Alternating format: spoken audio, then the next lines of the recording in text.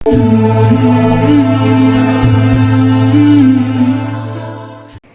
طرح حضرت زید بن ارقم بھی اسی حدیث پاک کو روایت کرتے ہیں کہ جو تم سے لڑے گا میں محمد مصطفیٰ صلی اللہ علیہ وسلم اس سے لڑوں گا، اور جو تم سے صلح کرے گا میں محمد مصطفیٰ صلی اللہ علیہ وسلم اس سے صلح کروں گا۔ کون؟ سرکار دو عالم علیہ السلام نے اپنی ذات کے متعلق فرمایا کہ جو میری اہل بیت سے لڑے گا میں اس سے لڑوں گا، اور جو میری اہل بیت سے صلح کرے گا میں اس سے صلح کروں گا۔ تو نبی تو اپنی مرضی سے کچھ بھی نہیں کرتا، نبی تو جو کچھ کرتا ہے وہ اللہ کے حکم سے کرتا ہے، یعنی انڈائریکٹلی بالواسطہ یا بلا واسطہ یہ بات ثابت ہوتی ہے کہ اہل بیت رسول اللہ سے لڑائی حقیقتاً اللہ سے لڑائی ہے۔ اہل بیت رسول اللہ صلی اللہ علیہ وسلم کی غلامی اور محبت اور صلح حقیقتاً اللہ اور اس کے رسول کی غلامی ہے، اللہ اور اس کے رسول صلی اللہ علیہ وسلم کی محبت ہے، اللہ اور اس کے رسول کے ساتھ وفاداری ہے۔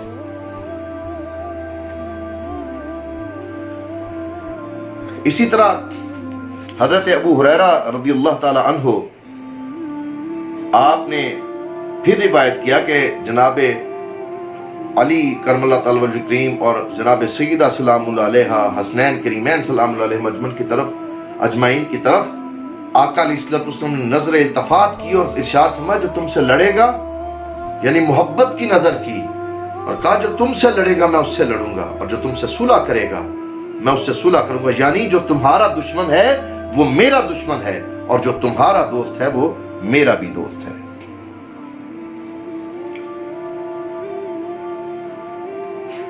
اللہ اکبر، اللہ اکبر۔ حضرت ابو سعید خدری بڑی قیمتی حدیث پاک ہے کہ جس نے جناب سیدہ کے گھر سے دشمنی کی، جس نے بی بی علیہ السلام کے گھر سے دشمنی کی، ان کے بیٹوں سے دشمنی کی، ان کی بیٹیوں سے دشمنی کی، ان کے شوہر سے دشمنی کی، ان کے متعلق فرمایا کہ ابو سعید خدری رضی اللہ تعالیٰ عنہ سے روایت ہے کہ رسول اللہ صلی اللہ علیہ وسلم نے فرمایا جس نے میری اہل بیت سے بغض رکھا تو وہ منافق ہو گیا۔ پھر فرمایا حضرت ذر بیان کرتے ہیں کہ حضرت علی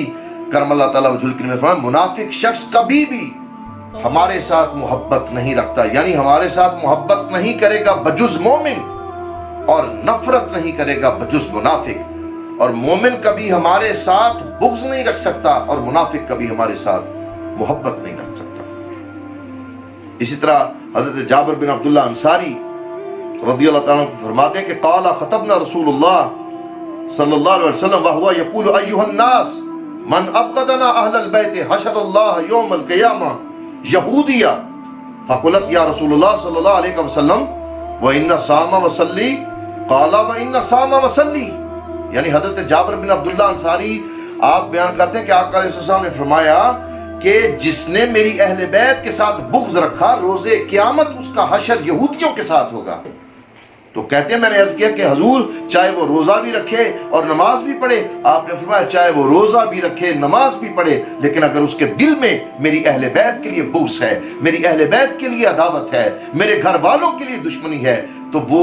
قیامت کے دن اس کا حشر یہودیوں کے ساتھ ہوگا، وہ یہود کے ساتھ محشور ہوگا۔ اللہ تعالیٰ اس کی تمام عبادتوں کو رد کر کے اس کو یہودیوں کے ساتھ اٹھائے گا۔ اور پھر حضرت ابو سعید خدری رضی اللہ عنہ آپ بھی روایت کرتے ہیں کہ رسول اکرم علیہ السلام نے فرمایا کہ خدا کی قسم جس کے قبضہ قدرت میں میری جان ہے، یعنی فرماتے ہیں کہ قال رسول اللہ صلی اللہ علیہ وسلم والذی نفسی بیدہ لا یبغضنا اہل البیت احد الا ادخل اللہ النار، کہ جس کے قبضہ قدرت میں میری جان ہے کہ میری اہل بیت سے بغض رکھنے والا کوئی ایک شخص بھی ایسا نہیں کہ جسے اللہ تعالیٰ جہنم میں نہ ڈالے،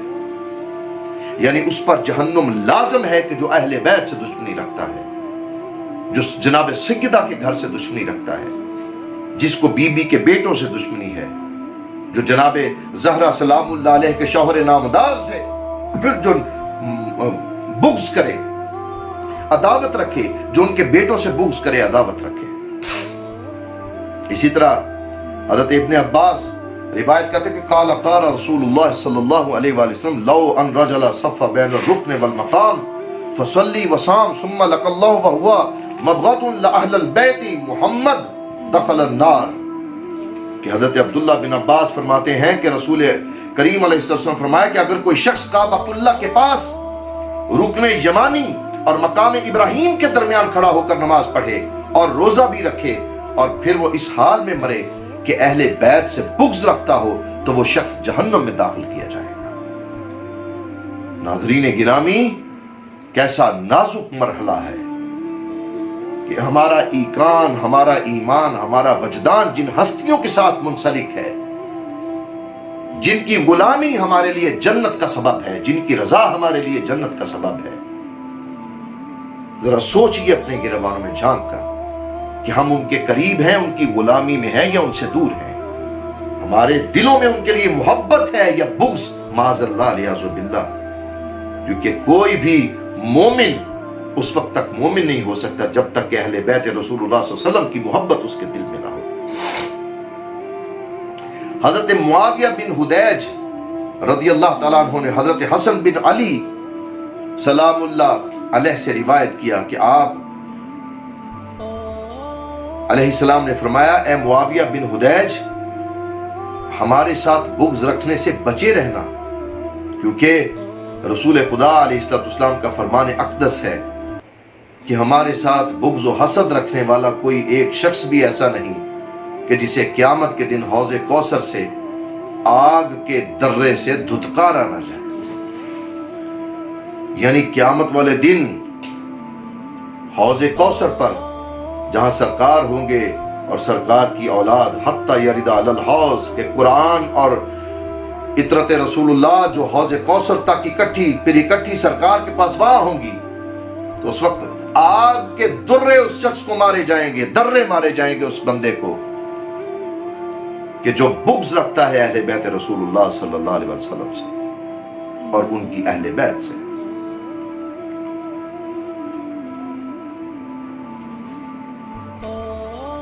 یعنی آقا علیہ السلام، آپ کی محبت کا عالم اور اہل بیت رسول اللہ کی اپنے، یعنی آپ کی صاحبزادی کی اپنے بابا سے محبت، جناب علی کرم اللہ تعالیٰ وجہ کریم کی اپنے چچا زاد اور اپنے آقا و مولا اور اپنے خسر مبارک سرور کونین سے محبت، اور حسنین کریمین سلام اللہ علیہم اجمعین کی اپنے نانا جان سے محبت کہ ہو بہو سراپہ رسول اللہ تھے، کہ اگر ان شہزادوں کی سیرت کو لکھنا شروع کر دیا جائے تو وہ سنت رسول اللہ کے موتی بکھرنے شروع ہو جائیں گے، اور اگر سنت رسول اللہ صلی اللہ علیہ وسلم کو لفظوں سے نکال کر پیکر بشریت دے دیا جائے تو وہ جناب علی کی ذات، جناب فاطمہ الزہرا سلام اللہ علیہا کی ذات اور جناب حسنین کریمین کی ذات والا صفات بنتی چلی جاتی۔ دوستان گرامی، اصحاب رسول اللہ صلی اللہ علیہ وسلم، ازواج رسول اللہ صلی اللہ علیہ وسلم، ان کا اس طرح سے جناب سیدہ کی شان بیان کرنا دلالت کرتا ہے کہ جناب سیدہ کی رضا ہی در حقیقت اللہ کی رضا ہے اور آپ کی ناراضگی در حقیقت اللہ کی ناراضگی ہے۔ حضرت مسور روایت کرتے ہیں، قال قال رسول اللہ صلی اللہ علیہ وسلم، فاطمہ شجنۃ منی یبسطنی ما بسطها و یکبدنی ما قبضها۔ حضرت مسور روایت کرتے ہیں کہ حضور علیہ السلام نے فرمایا کہ فاطمہ میری شاخ ثمربار ہے، اس کی خوشی مجھے خوش کرتی ہے اور اس کی پریشانی مجھے پریشان کرتی ہے۔ شاخ ثمربار سے مراد اشارہ یہ اسی طرف ہے کہ ہر شخص کا نسب اس کے بیٹے سے ہے، میرا نسب میری بیٹی سے ہے، اور میں ہی اپنی بیٹی اور اس کی اولاد کا ولی ہوں، رسبہ ہوں۔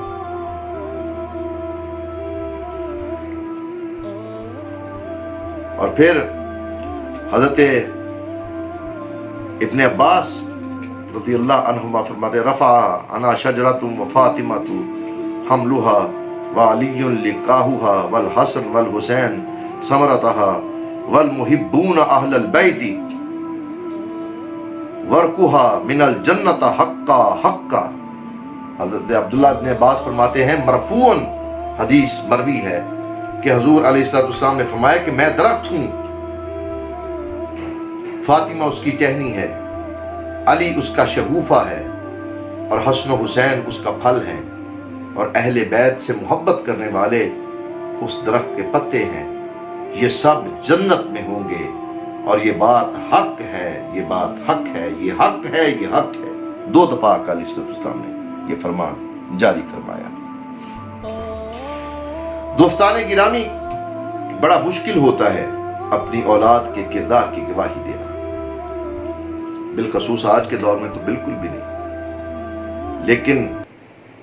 سرور کونین علیہ السلام کی بیٹی کی شان، عزت اور عظمت کیسے آپ کمپیئر کر سکتے ہیں کسی زمانے کی عورت کے ساتھ؟ How is it possible؟ کیسے ممکن ہے کہ وہ بی بی کے جس کی عزت اور عفت اور عصمت کے گواہ خود رسول کائنات، رسول رحمت صلی اللہ علیہ وسلم ہو؟ کہ عبداللہ قال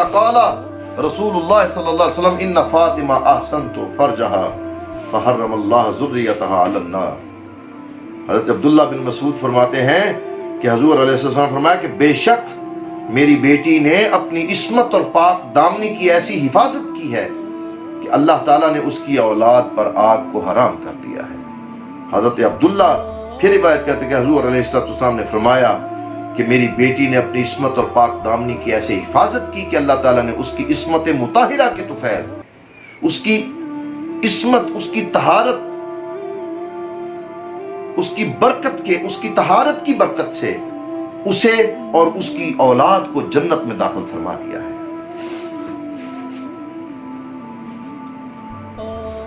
اب یہ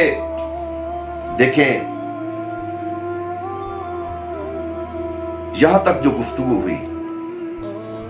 اس میں ایک چیز تو واضح ہو گئی کہ ہم سب کی عقیدتوں کا مرکز و محور سرکار کی ذات ہے، اور روئے زمین پر سرکار کو جس سے محبت ہے وہ جناب سیدہ کی ذات ہے، اور جناب سیدہ طیبہ طاہرہ کی ذات وہ ذات ہے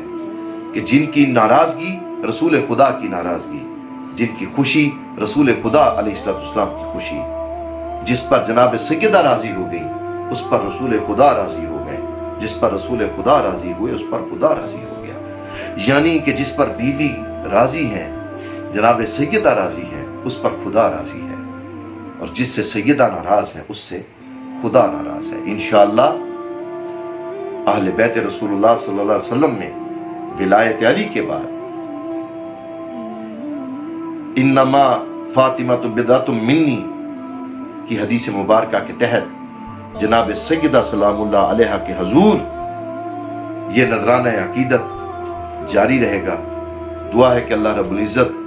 مجھے اور آپ کو اہل بیت اطہار، صحابہ کبار رضوان اللہ اجمعین، امہات المومنین رضوان اللہ اجمعین، اور سرکار علیہ السلام کی محبت میں،